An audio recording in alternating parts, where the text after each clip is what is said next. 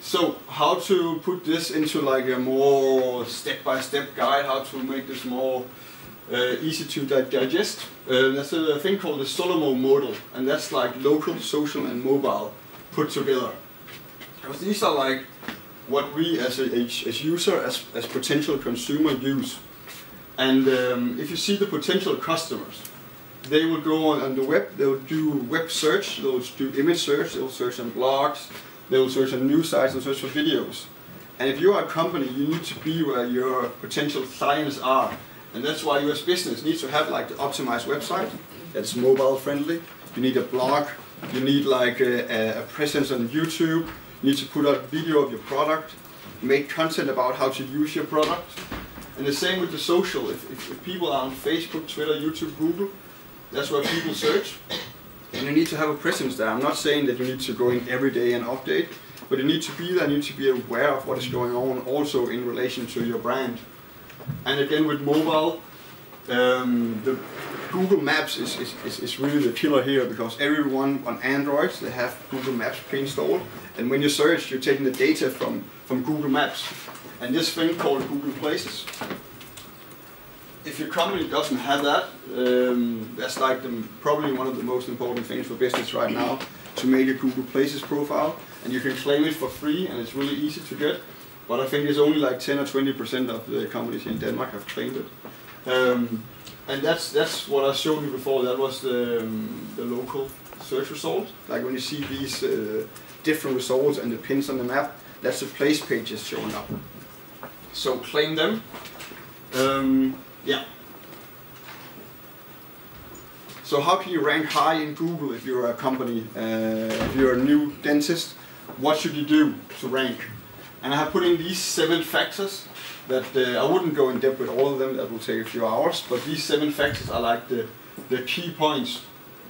On page, if you have your website, you need to optimize it. You need to put in the real good keywords, especially location keywords. You have to the title tags, like the title of your page, the address of your page. Let's say you have a page about your hairdresser, and you have a page about Beckham's hairdress. Then you need like the title tag, need to have the keyword Beckham's hair, and the URL, like the hairdresser.com / need to be / Beckham's hair. So everything needs to be optimized for this one keyword, because that makes Google understand that this is the topic of the page, and then they can put it high in the search ranks. So yeah, always only have like one topic per page when you work with online marketing and want to optimize for search engines. Have one topic per page, because if you have like a lot of different topics, Google have a hard time understanding what you're trying to show them. And the most important thing for Google is to keep information relevant. And if it's not relevant, they're not going to show it.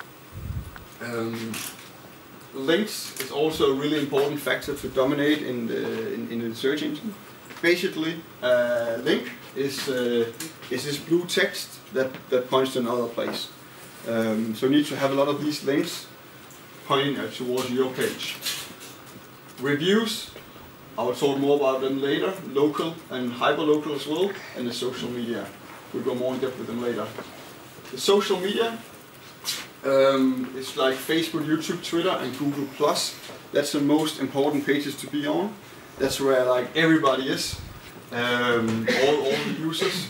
The main thing different by like advertising in the social media and the search result, the main difference is that when people search, they have an intent. And when you advertise there, they are looking for something. When they are on Facebook, they're not looking for your product. So that's like the key difference to keep in mind when you're thinking about advertising either on Facebook or Google. So when I search for dentist Nørrebro, I probably have a tooth pain and I want it to go away, and the results that shows up there, that's one of those dentists I'm going to pick. But if a dentist shows up on my Facebook, I'm not looking for it, probably, and I'm then not going to click on it. So keep that in mind if you're going to advertise. Google+, there's been a lot of fuss about that lately. It's just gone out of beta and it's getting really large, really big. And I asked Christian, why does it matter Google+? Because nobody's there. How many of you are on Google+? And how many have conversations on Google+? There's like 2-3 people.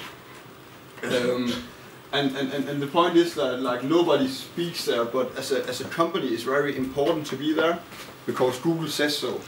The whole thing about social media and the fight between Google and Facebook, that is that social signs, social signals is another way of delivering search results. Stick with me here, because it can be a bit complicated, but Google wants to show the most relevant results. And they need social signals to do the most relevant results. Let's say that my good friend Hans, he searched for something with Brøndby, for example, a football club. And he liked this one, this article he likes about Brøndby. Then I'm also searching for Brøndby. Then it would be really good for me to see what Hans have liked. If this result show up and say your friend or 10 of your friends like this search result, then it will probably be more relevant for me. But the problem is that Google doesn't have these signals. Google can't access Facebook and pull out all the information about what's important for you and my social network. So that's why Google basically wants to have that social network. That is to know what all of you are doing and then provide your friends with these results.